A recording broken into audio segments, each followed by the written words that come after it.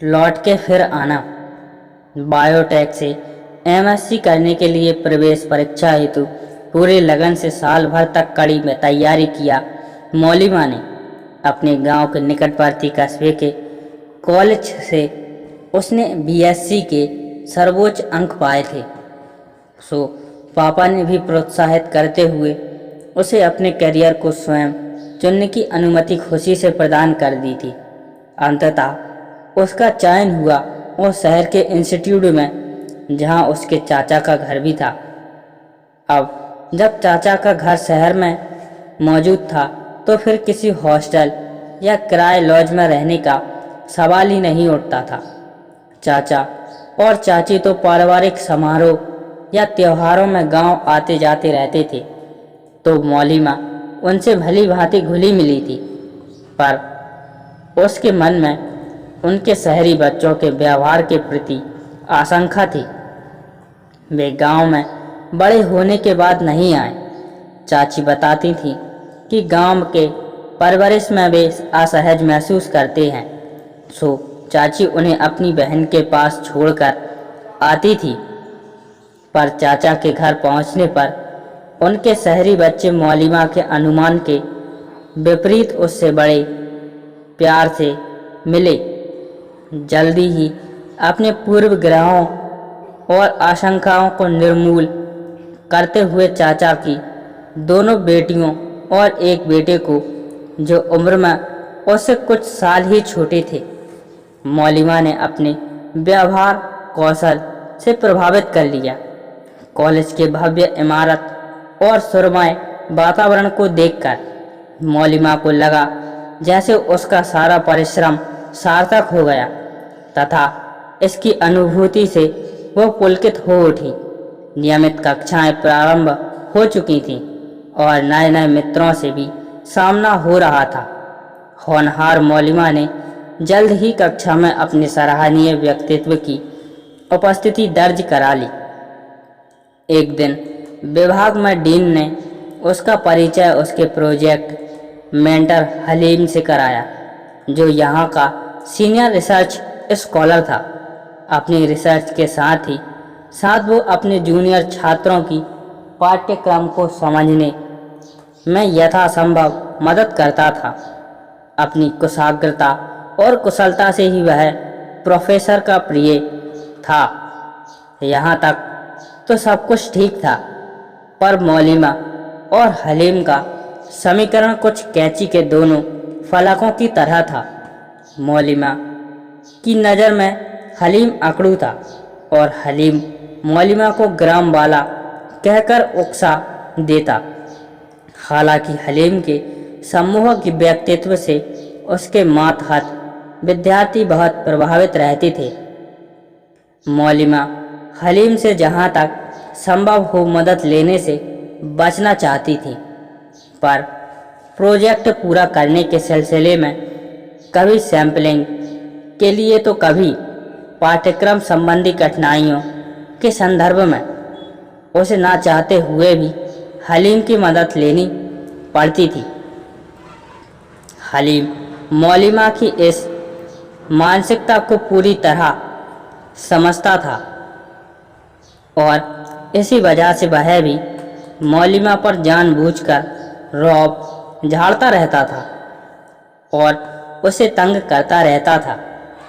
इसी खींचतान में उसे मास्टर डिग्री के 2 साल कब पूरे हो गए, मौलिमा को पता ही नहीं चला। आज कॉलेज में मौलिमा का अंतिम दिन था। परीक्षाएं संपन्न हो गई थीं, प्रोजेक्ट पूरे हो गए और घर की ओर पुनः रुख करने की सभी औपचारिकताएं भी पूर्ण हो गई थीं। मौलिमा कॉलेज कैंटीन में अपनी चचेरी बहनों की प्रतीक्षा कर रही थी, जो यहाँ के डिग्री सेक्शन में पढ़ती थी। आज का दिन उसे कुछ अजीब उदासी से भरा हुआ सा लग रहा था। आज के बाद इस संस्था में सभी हिस्से मौलिमा की स्मृतियों में छपे रह जाएंगे। यह सब सोचते हुए आंखें उठाकर मौलिमा क्या देखती है कि हलीम उसकी दोनों चचेरी बहनों और अपने एक दोस्त के साथ उसकी ही तरफ चला आ रहा था। वो हलीम को देखकर अपने भीतर हैरानी और अपेक्षा भाव के साथ ही एक अजीब तरह की संतुष्टि भी अनुभूत कर रही थी। अपने हाथ के पैकेटों को और डिब्बों को मेज पर रखते हुए हलीम कहने लगा, चीयर गाइस, आज पार्टी मेरी ओर से है। पर नक चढ़ी मौलिमा सपाट चेहरे के साथ बेभाव कुर्सी पर डटी रही।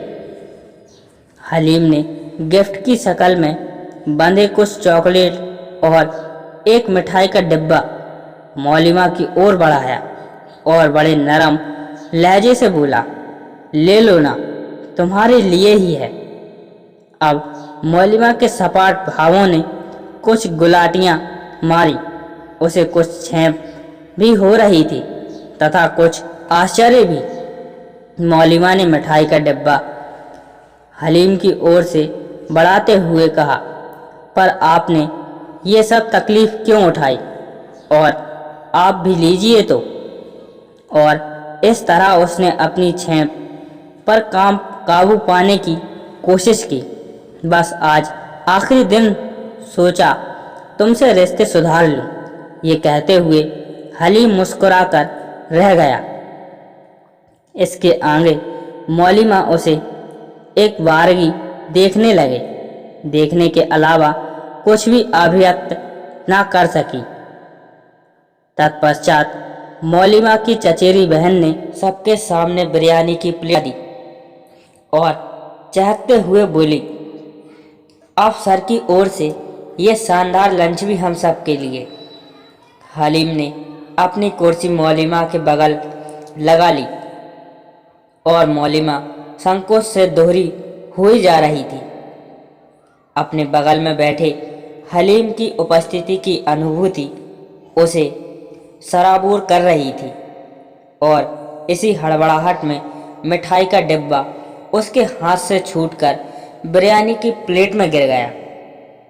हलीम ने तंज का मौका हाथ से जाने नहीं दिया और कहने लगा, अब तो ये मान ही लो, कुछ तो प्रॉब्लम है तुम में। गलती से गिर गया ना, इसमें प्रॉब्लम की क्या बात है। मौलिमा का तेवर यह सुनते ही बिगड़ने लगा। हलीम ने उसे समझाने के लिए अंदाज में कहा, एक तो मेरे बगैर तुम्हारा काम भी नहीं चलता। मेरी काबिल गाइडलाइन में तुम्हारे सारे प्रोजेक्ट शानदार रहे। तुम्हारे अलावा मेरे सभी स्टूडेंट ने हमेशा मुझे आदर दिया है, पर तुम हमेशा मुझसे मुंह टेढ़ा किए रहती हो। आज बता दो, आखिर तुम्हारी प्रॉब्लम क्या है। मैं इरिटेट होता हूँ क्योंकि मैं किसी की जी हुजूरी नहीं करती, यही प्रॉब्लम है। मौलिमा ने इस वाक्य युद्ध में जवानी तीर छोड़ दिया, लेकिन बात इससे आगे बढ़ती कि तभी मौलिमा की चचेरी बहन ने बड़ी समझदारी से बात संभाल लिया। रहने भी दो ना दीदी, हलीम सर के लिए दिमाग नहीं दिल यूज़ करो। आज सर ने ये पार्टी बस तुम्हारे लिए ही ऑर्गेनाइज किया है। Just enjoy and no fighting please.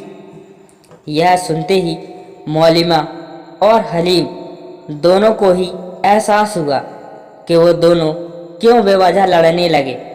फिर एक दूसरे से माफ़ी मांगते हुए वे दोनों खुद को कुछ शर्मिंदा सा महसूस करने लगे और इस तरह लंच पार्टी को मौलिमा की चचेरी बहन ने बिगड़ने से बचा लिए। घर जाने वाली ट्रेन में चलने की प्रतीक्षा में बैठी मौलिमा को बार बार ऐसा लग रहा था जैसे पीछे कुछ रह गया हो। शायद चचेरे भाई बहन उसे ट्रेन में बैठाकर प्लेटफॉर्म से उसके रवाना होने का इंतज़ार कर रहे थे। अब अकस्मात मौलिमा को हलीम का चेहरा खिड़की पर दिखाई दिया। मौलिमा दौड़कर ट्रेन के दरवाजे पर पहुंची और चमकती हुई बेसब्र आंखों से हलीम की ओर ताकने लगी। चचेरी बहन आंखें फैलाकर बोली, दीदी देखो हलीम सर आए हैं। हलीम ने उसे देखकर मुस्कुराते हुए अपनी उसी तंजिया अंदाज में उसे कहा, वाह। मौलिमा बस हाथ ही उठा पाई तभी ट्रेन की सीटी बज चुकी थी। मौलिमा घर पहुंचकर मुझे फ़ोन ज़रूर करना और अपने पापा और चाचा को मेरे घर भेज देना, हलीमा चिल्लाते हुए बोला। इसके बाद ट्रेन और उन दोनों के चेहरों की मुस्कुराहटें एक साथ चली गईं।